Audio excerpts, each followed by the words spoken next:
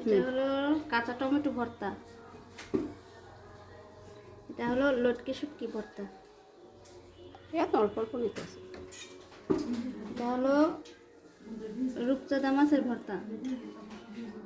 এটা হচ্ছে বউ সুন্দরী ভর্তা। এটা হলো কুমড়ো ফুলের ভর্তা। এটা হলো লাউ পাতা ভর্তা। এটা হলো কুমড়ো পাতা ভর্তা।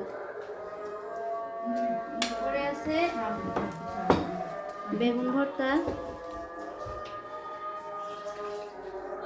এরপরে আছে বালাচা শুটকির ঝুড়া ভর্তা। আর আছে বালাচা শুটকির বাটা ভর্তা।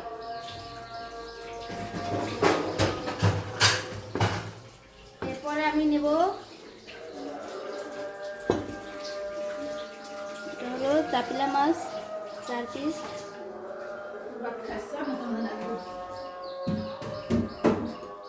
তারপরে ইলিশ মাছ 4 পিস।